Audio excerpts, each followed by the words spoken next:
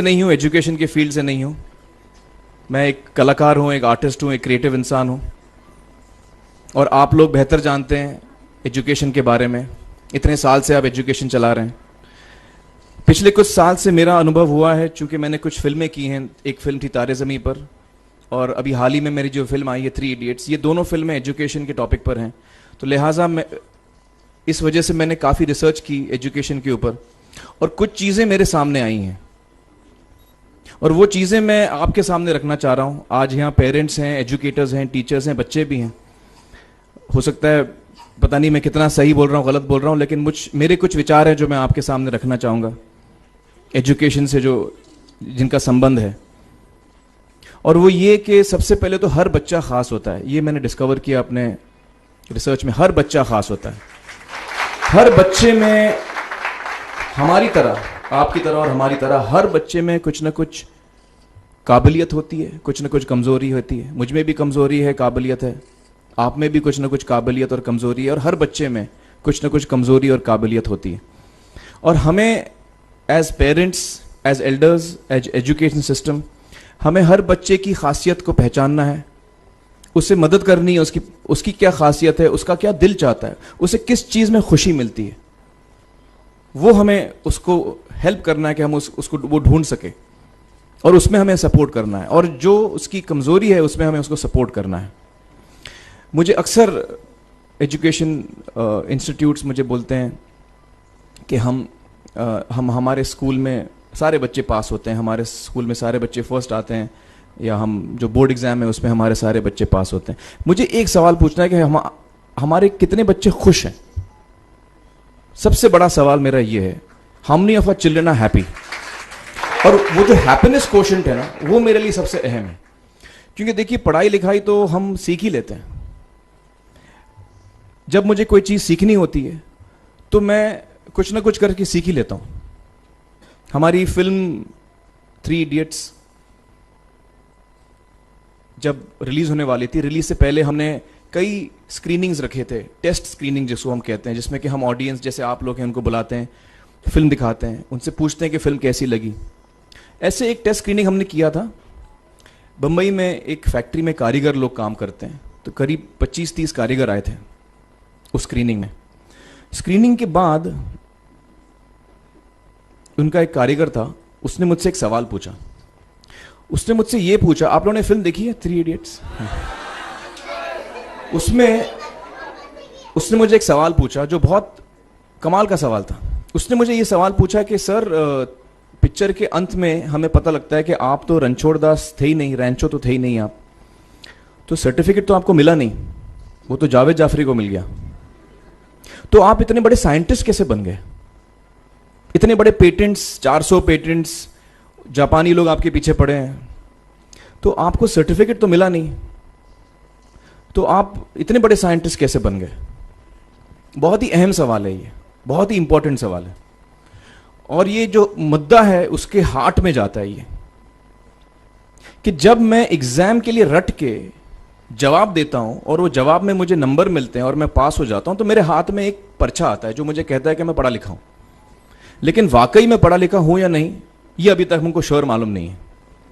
लेकिन जब आप नॉलेज चाहते हैं कि आपको मिले, विद्या मिले आपको, तो फिर वो कागज का मायने कुछ होता नहीं है। तो मैंने उसको जवाब में 2 सवाल पूछे। मैंने बोला उसको कि भैया, आपको क्या लगता है मैं अच्छा एक्टर हूं? उसने बोला हाँ, देश भर में आप सब लोग मानते हैं आपको, आप अच्छे एक्टर हैं। मैंने उससे कहा कि भैया, मेरे पास कोई सर्टिफिकेट नहीं है जो कहता है कि मैं अच्छा एक्टर हूं। मेरे पास कोई कागज नहीं है जो मुझे बोलता है कि मैं अच्छा एक्टर हूं। मैंने फिर उससे एक सवाल पूछा कि मैंने सुना आप बहुत अच्छे कटर हैं, आपके जो बॉस मुझे बताते हैं कि आप उनके मेन कटर हैं और आपकी बड़ी इज्जत करते हैं वो, आपके पास कोई पर्चा है, सर्टिफिकेट है जो मुझे बताता है कि आप कटर हो? उसने बोला नहीं सर। तो मैंने बोला आपका जवाब आपको इधर ही मिल गया। Education is beyond marks, education is beyond grades, education is what you learn. और मेरी इच्छा है कि हिंदुस्तान में हम एजुकेशन को इस नजरिए से देखें कि हम अपने बच्चों को वाकई शिक्षा दें। और शिक्षा हम खुशी से दें, क्योंकि शिक्षा में सिर्फ ज्ञान नहीं होता, शिक्षा में एक और चीज मिली हुई होती है, वो ये है कि हम अपने बच्चों को डेवलप करते हैं एज ह्यूमन बींग्स। आगे चल के वो जिंदगी में अच्छे इंसान बने, आगे चल के वो अपने पैरों पे खड़े रह सकें, आगे चल के वो इज्जत की जिंदगी जी सकें, आगे चल के वो दूसरों के बारे में ध्यान रखें, आगे चल के वो किसी के चेहरे पे मुस्कुराहट ला सकें, आगे चल के वो किसी की मदद कर सकें। This is what we should develop of our children. ये मेरी फीलिंग है। मैं जहां भी देखता हूं, ये मेरे साथ भी हुआ है जब मैं छोटा था। जब से हमारे बच्चे छोटे होते हैं, जब से बच्चे पैदा होते हैं, बच्चा घर आता है, हम बच्चे को पूछते हैं भाई मार्क्स कितने मिले, फर्स्ट आए कि सेकंड आए? वो बोलता है सेकंड। सेकंड आए तो अरे फर्स्ट नहीं आए, डांट पड़ती है उसको। जो बोलता है मैं 10th आया तो उसकी तो हालत ही बुरी हो जाती है। बच्चे को लगता है यार ये फर्स्ट आना बड़ा जरूरी है। उसको रेस में हम पूछते हैं तुम रेस में फर्स्ट आए कि सेकंड आए? में हम उसको बचपन से, जब से वो केजी लोअर केजी में होता है, जब लोअर केजी में रेस होती है, चमचा मुंह में लगा के उसमें नींबू डाल के भागते हैं। उसमें भी हम बच्चे को पूछते हैं अरे मेरा बेटा फर्स्ट आएगा, ला ओ बेटा मेरा फर्स्ट आना, मतलब पेरेंट्स चिल्ला रहे हैं बेटा भागो, मतलब नींबू लेके भागो। तो उसमें होता क्या है कि बच्चे को लगता है कि यार ये बड़ा जरूरी है। मेरे पेरेंट्स को हमेशा, मेरे पेरेंट्स मुझे एक ही सवाल पूछते हैं, मैं फर्स्ट आया कि नहीं। उसके जहन में ये बात बैठ जाती है कि मेरे को अव्वल आना है, मेरे को कंपीट करना है, मेरे को बाकी लोग से आगे निकलना है। टीचर्स भी यही सवाल उसको पूछते हैं आमतौर पे, ये मेरे साथ हुआ है। होता क्या है कि जब वो बच्चा 21 साल का होता है तो वो बड़ा सेल्फिश हो जाता है, और उसको सेल्फिश हमने बनाया, हमारे सिस्टम ने बनाया। वो अपने बारे में सोचता है और किसी के बारे में नहीं सोचता, क्योंकि यही हमने उसको ट्रेन किया है बचपन से। बचपन से हमने उसको यही ट्रेन किया कि बेटा तुम पहले आना, बाकी सब लोग को भूल जाओ। तो जब वो नौजवान बनता है तो उसका नजरिया सोसाइटी की तरफ यही हो जाता है कि भैया मुझे आगे बढ़ना है, बाकी सब बाय हुक और by crook I must succeed, I don't care about anybody else. मेरा ये दिल कहता है, मेरा ये दिल चाहता है कि अगर हम जितने यहां पेरेंट्स हैं, एडल्ट्स हैं, यंगस्टर्स हैं जो कल जाके पेरेंट्स बनेंगे, अगर हम अपने बच्चों को ये सीख दें जब वो छोटे हैं, जब वो घर आए हम उसको ये सवाल पूछें, ये नहीं पूछें कि मार्क्स कितने मिले, उसको ये पूछें कि बेटा आज तुमने किसकी मदद की, आज तुमने किसके चेहरे पे मुस्कुराहट लाई। अगर हम उसको ये पूछें तो उसको ये लगेगा कि यार जरूरी ये है। मेरे पेरेंट्स मुझे हमेशा ये पूछते हैं, मार्क्स का तो कभी पूछते नहीं, वो मुझसे ये पूछते हैं कि भैया तुमने किसको हेल्प किया आज।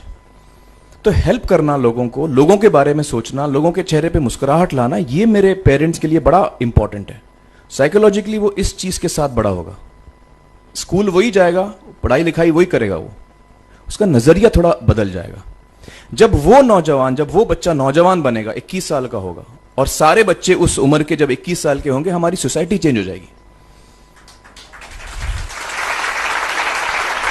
क्योंकि तब हमारी सोसाइटी में ऐसे नौजवान होंगे जो खुद के बारे में नहीं सोच रहे हैं, दूसरों के बारे में सोच रहे हैं। तो मुझे लगता है कि सबसे बड़ी चीज जो हमारे एजुकेशन सिस्टम में मैं देखना चाहूंगा, जो मैंने अपने स्कूल लाइफ में नहीं देखी, कि हमको ये अहमियत इस पे दी जा रही है कि हम अपने आसपास के बच्चों को कितना हेल्प कर रहे हैं।